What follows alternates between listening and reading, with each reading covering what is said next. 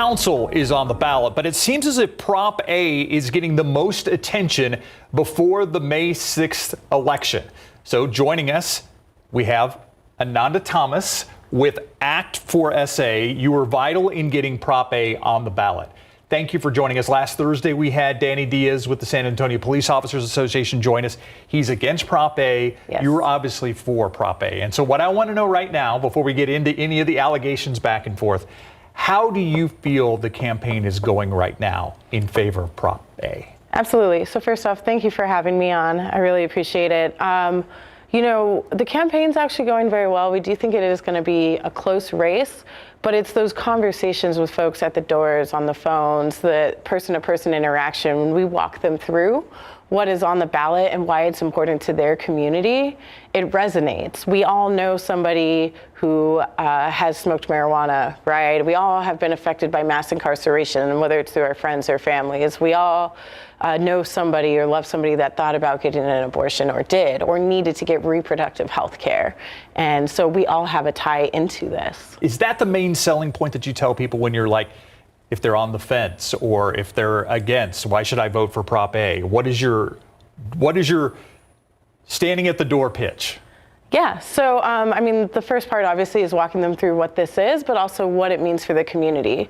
So Prop A is actually the first abortion-related ballot initiative, not just in Texas, but the entire South since the overturning of Roe v. Wade. So to make our voices heard on reproductive justice, on abortion rights, on criminal justice, on police reform, all of these things that we have been having conversations in our community with over the past few years, this is the people legislating themselves and taking it to a vote to say to your elected officials, both at the state and local level, this is how we feel and the type of solutions that we want to find because it saves our community. What do you say to people who say, yes, you can make a stance on abortion, you can take a stance on marijuana, but it doesn't change the law? Like it can't be done at a local level. It has to be a state or federal level for some of those things. So this would decriminalize low-level marijuana and abortion, which is close to deprioritization. We, as a home rule city, get to direct our tax dollars, including our police officers, and say, we actually want you to focus on violent and more pressing crimes and not be policing women or pregnant people for the healthcare decisions that they make, or doctors, because that is not the priority for our community and not what we view as keeping and making our community safe. I've also heard the criticism that there's just too much in here. It should have been separated into different charter amendments. How do you answer that? Yeah, I mean, the first part of that is that both the city and even the Supreme Court at one point had the choice to decide whether to split this up or not. But secondly, we're having these conversations about intersectionality, to speak about criminal justice reform, to speak about racial justice, to speak about police reform, and now reproductive justice because we're threatening doctors and pregnant people with life in jail for getting an abortion. These are all tied together now. We can't speak about one without the other. It's all under the compass of public safety. I want to play a soundbite now from Danny Diaz. I said we had him on last Thursday. Right. And he made some allegations that I think wouldn't be fair without letting you respond. So I want to play a soundbite right now from Danny Diaz from last Thursday. Act for SA states that there are nonviolent crimes. You know, that's not true because there's simple assault that's in there. We can tie that into family violence, and there's voyeurism. You know, who doesn't want a peeping Tom arrested? Ananda Thomas, I'm going to give you the chance to respond to what Danny had to say there. Absolutely. So this does include most Class C misdemeanors. Class C misdemeanor for family violence or assault means that no physical injury happened. It's words only. However, under Article 14 with your Texas Code of Criminal Procedures, if there's a threat of self-harm, physical self-harm to yourself or to anybody in the house, as defined as assault and family violence, that officer always has discretion to arrest you, regardless of if it's just a Class C or something higher. So police officers will say you're taking some of that discretion away, though, when it comes to graffiti, when it comes to shoplifting, when it comes to some of the other things that are on the ballot. Yeah, so this is guided discretion. Just because a citation eligible offense happens does not mean an officer cannot arrest. If this is not a Bexar County resident, if this person requests to go before the magistrate, if another offense happened that's not citation eligible, they have a warrant out for their arrest, they don't have a proper ID, there's a threat of harm to somebody else or themselves, they can still arrest that person should they choose to. But really a citation is a citation to appear to court.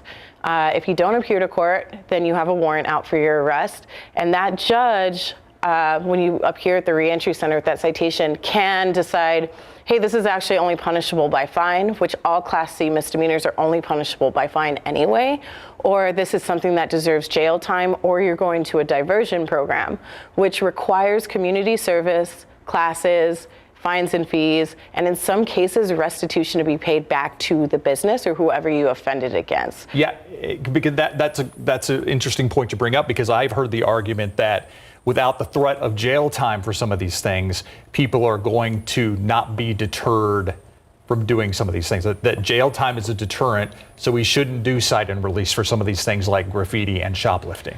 Yeah, so the data doesn't actually show that. According to the district attorney who oversees our diversion programs, folks that go through and complete the diversion program have an 8% reoffender rate.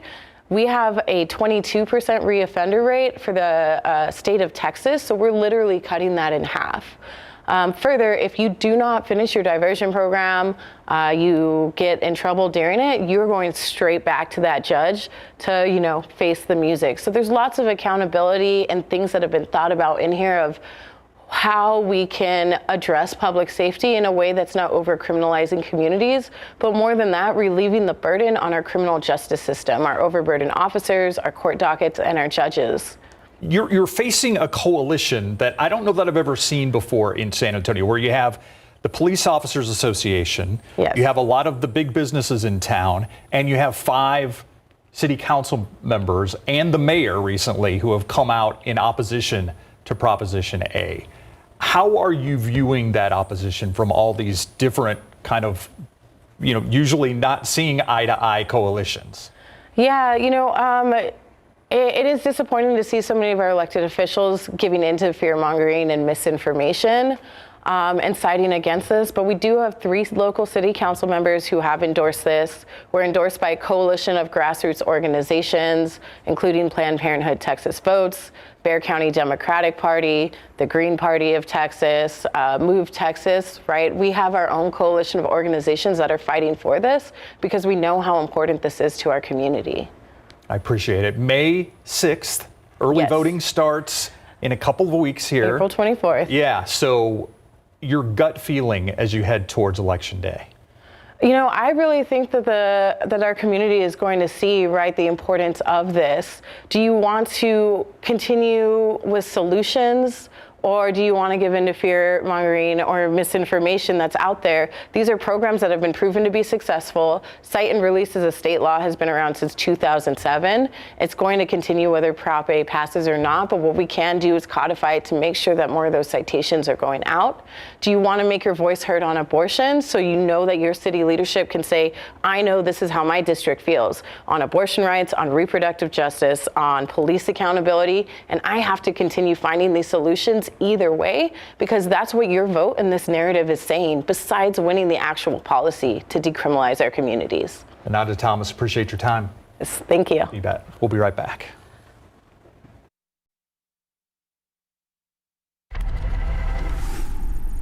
Time for our 60-second recap now. Tonight, San Antonio police investigating a dead body found along the I-37 access road. Officers say it appears he may have been hit by a car. They're still investigating a cause of death. Today, we learned the 22-year-old UIW nursing student Joseph Benales was shot in the head before he crashed into a median on I-35 Saturday night. It happened in Selma. His family says he was on his way home from a military ball. A fight between 2 women outside of a bar near downtown ends with a man getting hit by a truck. According to SAPD, 2 women were fighting in the parking lot. One got into a truck and ran over a man the other woman was with. The woman driving has not been found. A corroded storm drain pipe, what the city says caused this part of Calabar Road to cave in. According to Public Works, the drain pipe has been in place for more than 50 years. They're inspecting the rest of the drain pipe to determine if any further rehab is needed. That's your 60-second recap. Let's take a live look outside right now, and gray, the color of the day, Adam. Yeah, fairly gray. We did squeeze in some sunshine here and there, but around San Antonio, mainly gray today. And actually, some of those gray clouds are dumping rain, especially west of town. We'll take a closer look at this action on the radar in just a moment. Talk about our rain chances for the rest of the week, including some storms, and then a cold front that affects your weekend in just a bit.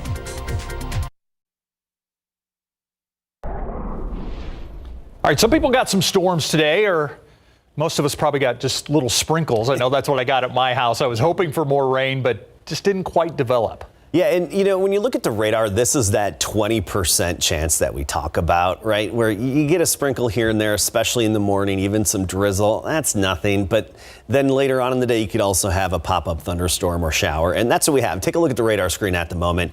There isn't much out there, but there is actually one downpour, one thunderstorm in far northern Medina County drifting into Bandera County. So it's nice to see something on the radar screen, and actually something that is beneficial and adding up to something for some parts of our area. But it's very isolated in nature. We'll start with this, and you look right along the Bandera Medina County line, and that's where we have this thunderstorm. It's been changing its shape quite a bit, developing out ahead of it, dissipating, and these are pretty brief for the most part, but these stronger ones last a little bit longer than the weak ones. And this right here now is slowly drifting to the northeast. Concan, you've got that downpour just to the east of you, and this is basically just clipping Medina just outside of Bandera as well. And Tarpley, you're the one really benefiting from this rain. Tarpley's benefiting from the showers all around it. Utopia just getting missed at the moment. Widening out the view, looking over San Antonio, we did have a few very small showers pop up over the past couple of hours, but really not much to speak about at the moment. Get into Wilson County. Just some spritzes and sprinkles. These very light greens on the radar really don't add up to much, just enough to make some of the roadways a little damp, and that's about it. But that's all we have in Wilson County right now. So that's not, and this is probably not going to develop into anything more. But, you know, we'll take what we can get. In our drought conditions, we'll take whatever we can get. But this is all that we have out there, and this is basically the epitome of a 20% chance. And we do have more chances, but just like this, 20 to 30% in the days ahead. Here's our futurecast. I want to go through this because this really illustrates what I want to focus on in terms of low clouds filling in again tonight. You'll notice the humidity. We'll have some areas of drizzle which aren't detected by the radar. And then we'll also have a few little showers popping up in the afternoon. Even in the morning commute, a few sprinkles, but then in the afternoon, we could see a few little showers as well. Maybe a rumble of thunder. There's the possibility of that. And I think slightly better chances as we get into Thursday. Thursday and Friday in particular, if we do see some storms pop up around town, they could become strong to severe. Something to watch, but 30% chance is the best on Thursday. The only day we don't have the chance of some passing showers or a brief thunderstorm is Saturday. If you have outdoor plans on Saturday, you're very lucky because that's the day where it's just going to be perfect to be outside. Let's talk about it in terms of dew point and temperature changes. Right now, 75 degrees, dew point is 64. It's sticky outside. Dew points in the 60s all across our area, so we're feeling that humidity and that flow off the Gulf of Mexico that gives us that stickiness outside. That's going to stay in place through midday Friday. Then a cold front hits and the dew points drop off. I mean, they bottom out for Friday afternoon and especially Saturday in particular with a lack of humidity, and we'll have a lot of sunshine on Saturday as well. Today, temperature-wise, it's a mixture of clouds and sun. So where you have the sun, you've got the warmer temperatures. 89 Del Rio, 88 Lubbock, Midland at 88. Where you see the clouds really lasting for most of the day, I-35 and eastward. Temperatures held in the 70s. 68 tomorrow morning, 81 by the afternoon. Some fog and drizzle in the morning, a little bit of dampness, and then a few isolated showers or thunderstorms in the afternoon. We'll make it to 90 at Eagle Pass, 90 Carrizo Springs, but 79 in Kerrville and 81 for the high temperature in Converse. Look at this temperature drop. So we go well into the 80s Thursday and Friday. Friday, 87. Cold front hits, sweeps away the humidity. We talked about that, but also drops those temperatures. I mean, we're talking a low of 51 Saturday morning, bright sunshine, and 74 Saturday afternoon with low humidity. Then Sunday we'll have some increasing clouds and maybe a few showers popping up, but even cooler at 70. You know, I'm keeping a beeline on Thursday. Oh, of course. Yeah. Yes, if you 84. I see you drop the temperature like a degree, so that's good. Every degree counts. Every degree counts. Thanks, Adam. We'll be right back.